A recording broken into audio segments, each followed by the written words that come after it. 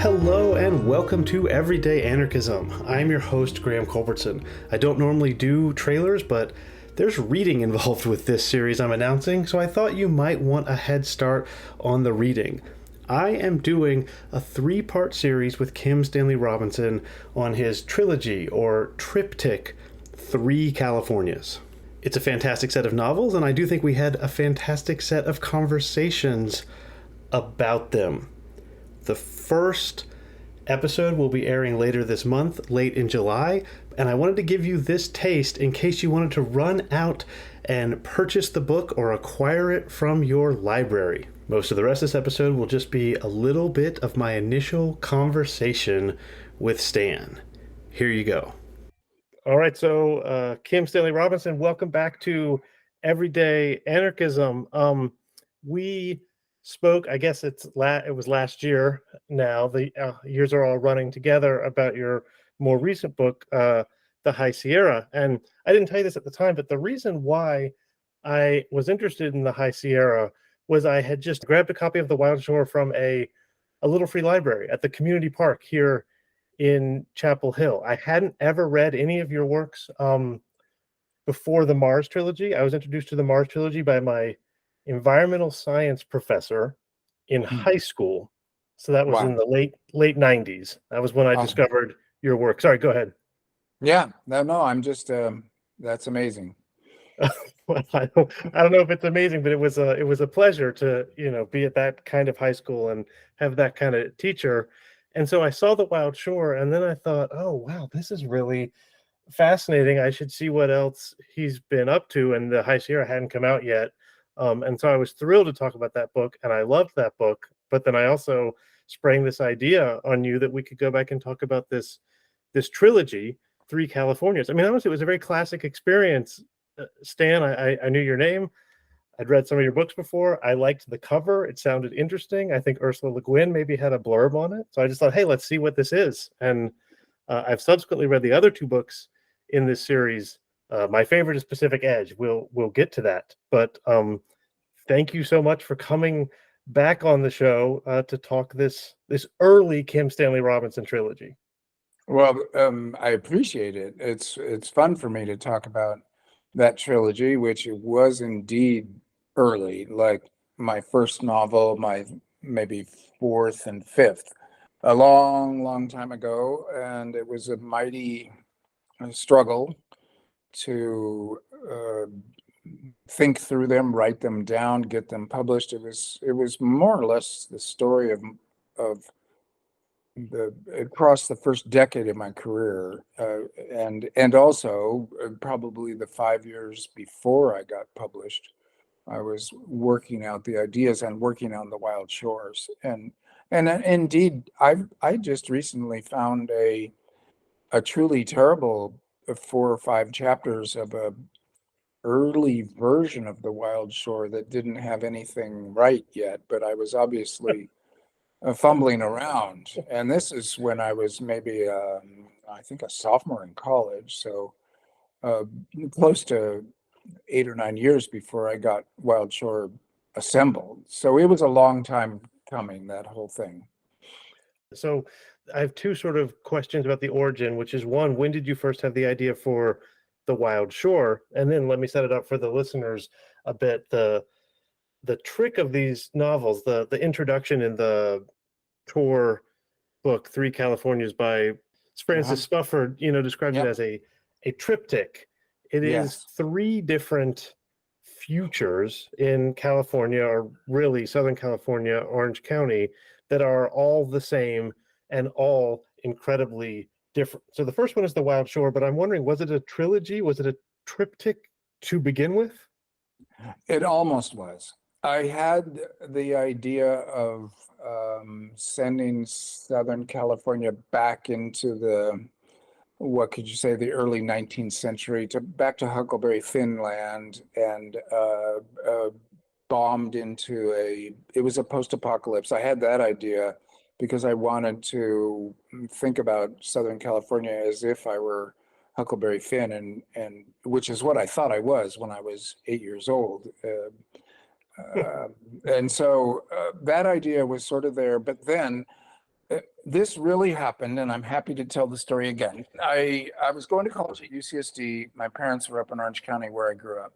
And so I would go back and forth. It was about a 90-minute drive or an hour and 15-minute drive from UCSD to my parents' house.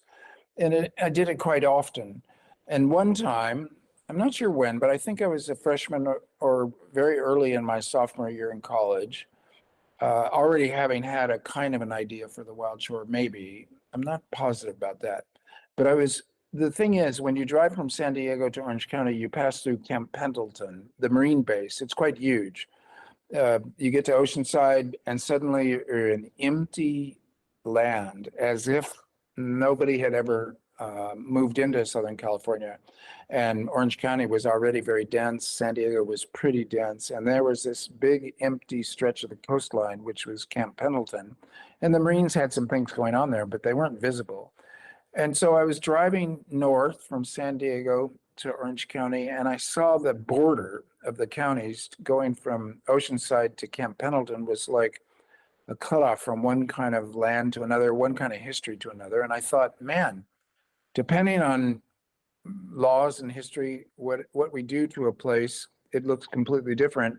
And what if, and then it all came to me in a rush, I would do 3 futures for Southern California. And so I was very into science fiction. It was new to me at the time. I had not been a kid science fiction reader. So newly in love with science fiction, I thought I'll make 3 of them. They'll all be equally distant in the future from now. One will be this post-apocalypse, which I think I might have had in mind. The other one will be a classic dystopia where everything's gone wrong. And the other one will be classic utopia where everything's gone right. This is not actually what happened, but you see what I mean. I saw the 3. And then I also had the thought I should have one person that lives in all 3 of them.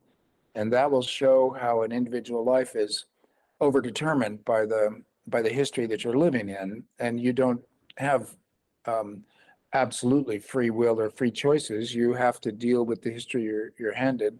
And this person will be an old man and have lived 3 completely different lives. And only the reader will know that this character has had 3 lives in 3 different histories. And it struck me like a sledgehammer. And by the time I had finished that thinking, I was into Orange County, just a few minutes from my parents' house, drove in, immediately wrote it down. So I didn't forget it, because I've had some great ideas, I think, but have forgotten them. So this one I was utterly determined not to forget, because it seemed to me to be a golden notion for doing something interesting with science fiction and in thinking about history and how individuals relate to their society and their history. So I wrote it down, and at that point, we're really talking 1971 or 72. And then I had to go through everything else. I had to go through college. I had to learn how to write a novel. I wrote a different novel first. I wrote another. The Memory of Whiteness, Ice Henge, and The Wild Shore, I more or less wrote in the same years, bouncing from one to the next. And so... Okay, I decided to stop the story right there, because what happens really in that story is he describes how Wild Shore came to be. So that will be included in the Wild Shore episode. And that's what you can expect for these 3 upcoming episodes in this little miniature series. Me talking to Kim Stanley Robinson about these books. There's going to be 1 per month. So The Wild Shore will be coming out towards the end of July. That gives you a chance to read The Wild Shore. And then late August and late September for the next 2. I'll have a link to where you can buy the book. You can get all 3 books in a single volume now.